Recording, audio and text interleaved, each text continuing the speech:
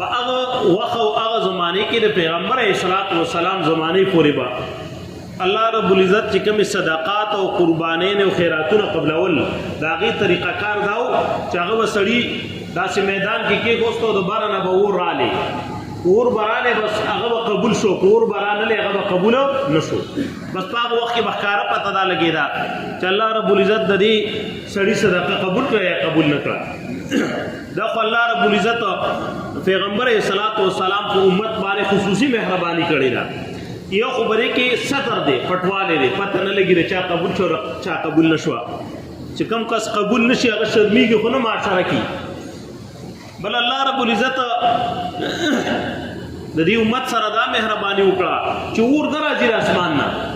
یو خو د دې د پردي خېلې وساتو د دې د حیا خېلې وساتو بل دا چې کوم صدقه او خیرات کوي هغه په خپل د دې غریبانو باندې ولدا تقسیم کوي دا وخړي نیوي د ورنه بچکړه د ضایع کېدو نه بچکړه او بل دا د دې امت سره الله د تستر او د رحم او د فضل معاملې وکړه ځکه هغه وخت کې چې چا نه قبلې د ټولو خلکو ته بس پک معلومې دی چې ګورستا صدقه قبول نشو او دی امت کې را پته نه لګي بس خیرات دې صدقه دا زکات دې تا ورکو قبلي کې نه قبلي کې هغه د آخرت معاملہ ده برهان چې قابل داسې غنم وغیرہ میدان کې خود د اسمان نور رانه له قبول نشو نو وسپته ولګیږي چې د قرباني قبول نشو دا په غیر شرعي کار پسې خدای دا په یو ناجایز کار پسې خدای ترې په مقابله کې حضرت حابیل چې کوم د حضرت آدم علیه السلام زیو او داغه مطالبه د شریعت موافق و داغه وخت د شریعت هغه یو خيستا ګډو هغه د ګډو بيزو سره ولو کار کاوه هغه په کیو کوته او هغه راسه میدان کې ودراو او یا الله دا مستا د تقرب د پاره ستاره نږدېکت د پاره د عمل وکړو برا د اسمان نور رااله او د حابل هغه ګډ هغه پور باندې وسوځید نو پته ولګیدا چې دا قرباني قبول شو د مطالبه حق دا د شریعت دا وخت د شریعت موافقه دا په حق دی نو چې کوم روري دا قابل د روس نورم حسد پیدا شو چې زه خو خلکو کې مرسوا کړم بلدار چې هغه شریعت هم نه تا وګټاو هغه ته ویل چې قال لا اقتلنك الرور زبتا وجنم بغیر مرګ دې پرېدم دا تقابل ویل قال انما يتقبل الله من المتقين حابل وتویل چې دا خدای الله کار دی چې قرباني قبلې نه قبلې الله رب العزت د تقوادارو پرهیزګارانو د شریعت موافق چې کوم عمل کوي دا خلکو الله رب العزت قرباني قبلې برحال بیا وته دویل وتما وجني نمړ میکا زه خو تا نه وجنم حابل وته ویل او کوتما مړ کړی نو زه خو ګناګار شم او کو تا زمړ کړم نو یو خپل ګناه بم دې سکړي او زما د قتل ګناه بم په خپل ځان باندې کی او تبا ظالم شي فتوات له نفسه قتل اخي بس داغه خبره شیطان نفس استخار کړه او خپل رورو هغه حابل مړ کو په دنیا کې د ټول نړون باندې قتل دا قابل کړي دي خپل رور مړ کو پته وته نه لګي د آیاتونو کې الله رب العزت دا ټول واقع ذکر کړی دا چې اوس تر خپل رور سره څه وکم علما لیکي چې آدم علیه السلام په دغه وخت کې حج ته تلو اچر روانو وی قتل چې دا ټول دنیا کې راځي تیر دا چې څومره میوهدار بوټیو هغه نه خون لاړې او د دنیا دا نظام د څه بدلیدون کې حضرت آدم علیه السلام ویل مرګرو ته چې ډېر غټ کار څه شوی دی بیا رسته پته ولګیدا چې او قابل را لګیدل او خپل رور وجلې قتل کړي قتل دونا نه صد ټول دنیا کې به څه وخت پورې خپل شا ګرځاو پته نه وه د قبر کنستو دا طریقه نه وه ړومبنی قتل و بیا الله رب العزت کارغان راولېږل او د ده مخې ته یې کېنول او یو راولېږېد بل یې مړ کو او بیا هغه یو کارغه هغه خپل بل ملګری دپاره داسې کنده ویستله او پکې وراچه او خاورې پې وراچلي ده ته یې ښودله چې اوس دا کار وکړه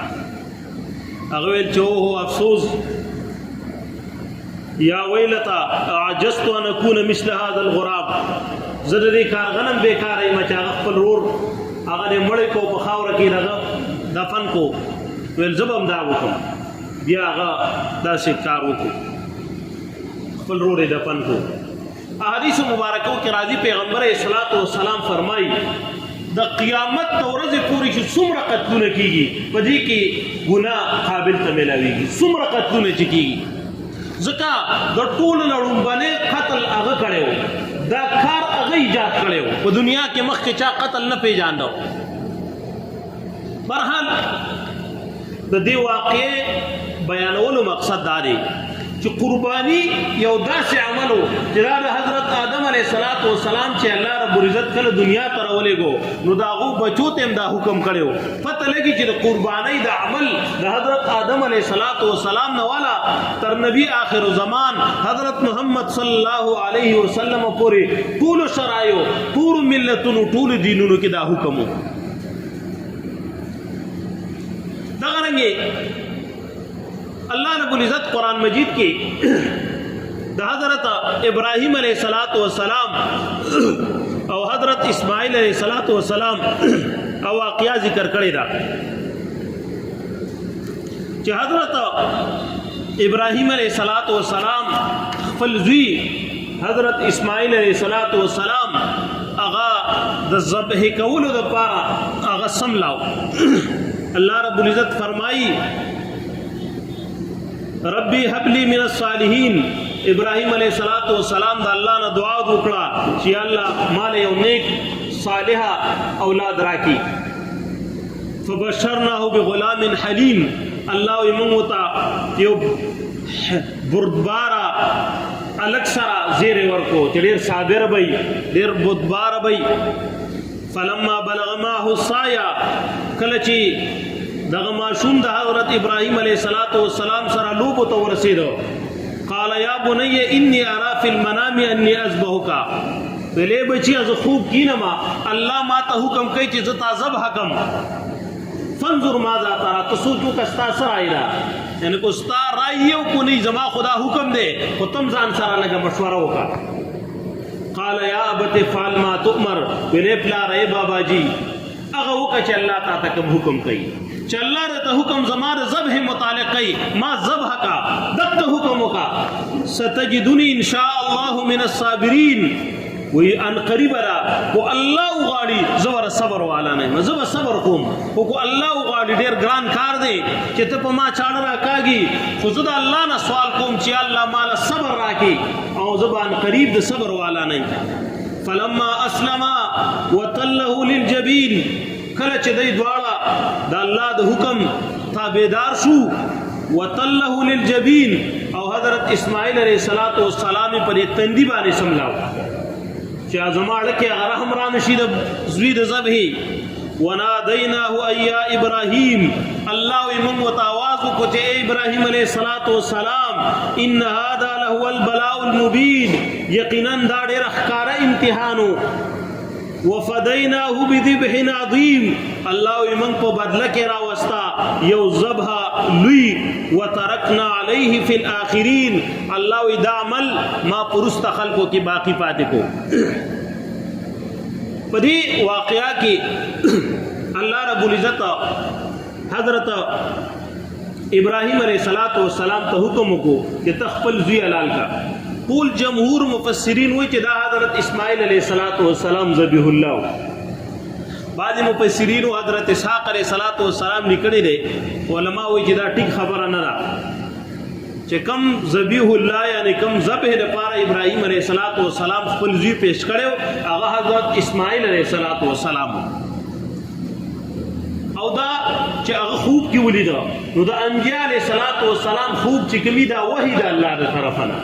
او عام کس یو خوب داسې ویني چې الله د طرف نه ورته حکم راشي نو د هغه خوب حجت نه دی او هغه کار د شریعت موافق برابرې ټیک ده ونی دا چا خوب او هغه بزرګي او هغه ولی او هغه ډېر قطب او ابدالي او هغه خوب ویني خوب څه حجت نه دی تر څو پورې چې د شریعت موافق نه وي خو د انبیاء علیه صلات وسلام خوب دا د الله د طرف نه ډایرک حکم وي ان نوم الانبیاء وحی من الله تعالی علماء لیکي چې خوب د انبیاء علیه صلات وسلام دا د الله د طرف نه یو حکم وي برحال الله رب العزت حضرت ابراهیم علیه الصلاۃ والسلام ته حکم وکړو په ذریعہ د خوب باندې ابراهیم علیه الصلاۃ والسلام خپل زوی حضرت اسماعیل علیه الصلاۃ والسلام سملاو او چاړه پر راکاږي سړی ته حکم نشتا چې تر اسماعیل علیه الصلاۃ والسلام یو ختم غره هغه ته نقصان ونه رسې الله رب العزت قدرتی د جنت نه یو ګډ راوستو او هغه د حضرت ابراهیم علیه السلام پښتو کې سملاو هغه ته دا پته نه لګیدا چې دا ګډ دی ګورا اسماعیل علیه السلام دی چې کله چاړې کار شروع کو او هغه ذبح کو اسماعیل علیه السلام مخې ته ولاړ دی الله وته حکم وکړو چې ابراهیم علیه السلام ته خپل امتحان کې کامیاب شي بس تا خدغه وسو زید را سملاو چاړه دې پراخ کلا مخکې زما حکم نو چاړې تا چې خپل زی ذبح کې بیا الله رب العزت فرمای وترکنا علیه فی الاخرین ما دا عمل ورست خلقو کې باقی پاتې کېدو د قیامت پورې مې دا حکم جاری وساتو چې خلق به قربانی عمل کوي دا حضرت ابراهیم علیه السلام نو وجنو داسي د دې واقعاتنا معلومیږي چې د قربانی د عمل دا د حضرت آدم علیه السلام نوالا تر نبی آخر الزمان حضرت محمد صلی الله علیه وسلم پورې په هر ملت هر شریعت کې اگر چې طریقہ کار به بدلو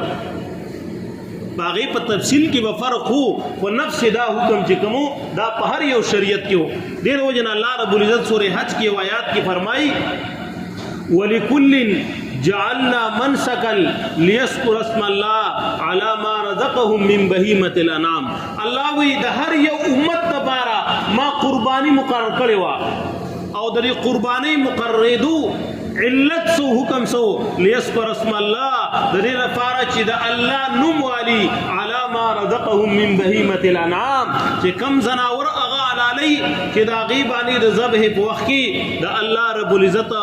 نوم والی او هغه ذبح کی د دې لپاره به دا قربانی په ټول شریعتونو کې په هر یو امت کې جاری کړی و برحال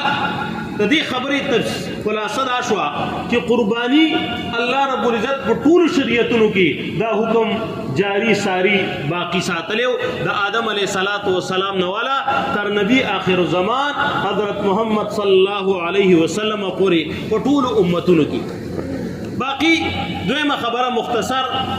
چې قربانی شرایط سي او نصاب سري د دې تفصیل چې کم فضایل و غیره دي ان شاء الله هغه به مخکنو جمعو کې کوو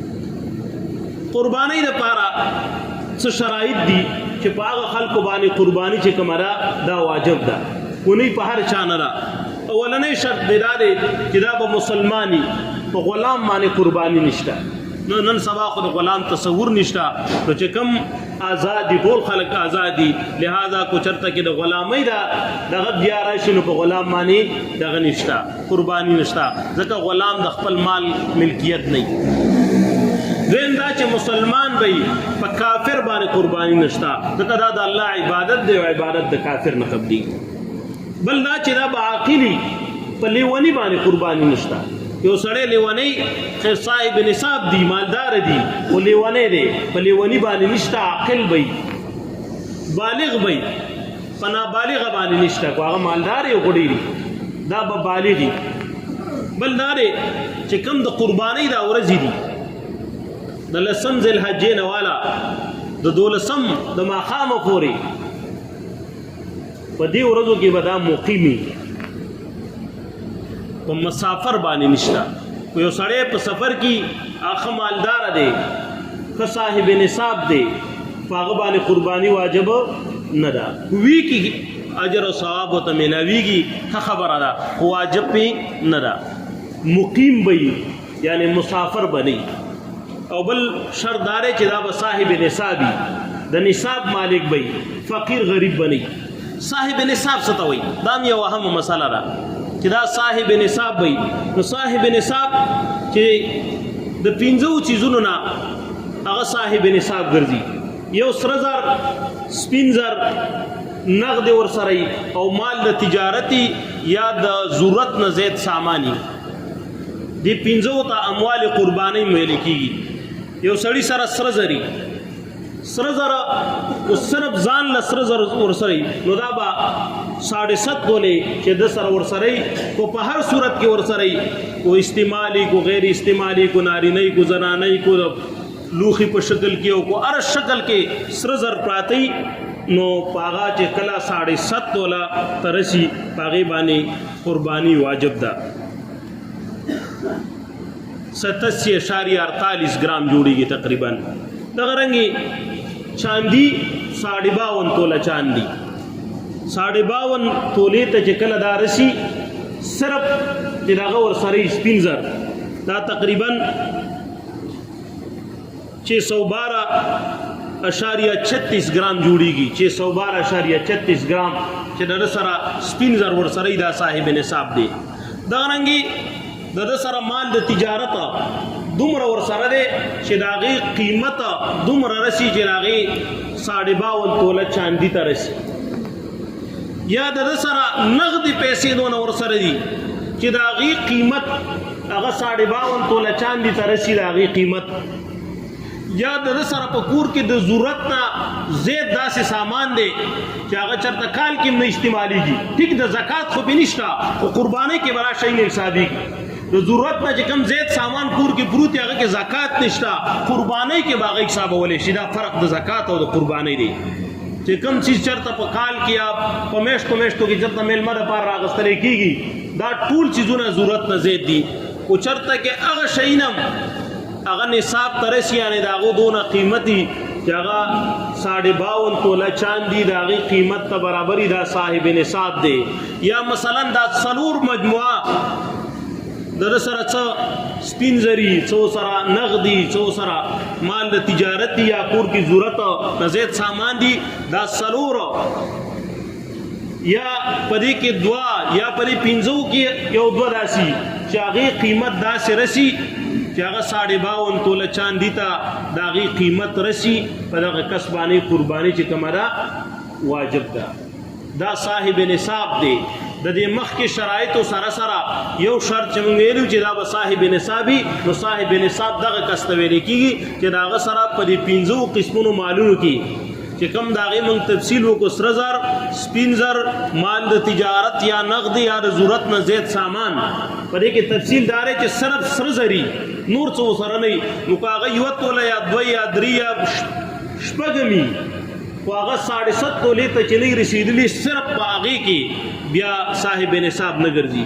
کو چرته کې داغه سره بل یو چیز دغه شی او زی شي سپین زر سره یو زی شي مال د تجارت سره دغه شی نقد سره دغه شی ضرورت نه زیات سامان سره دغه شی به د دې مجموعه برا کوزيږي انفال الفقراء فقها وي چې فقیرانو ته بکم کې نه پي نن سبا نه فقیرانو ته بری کړه چې دا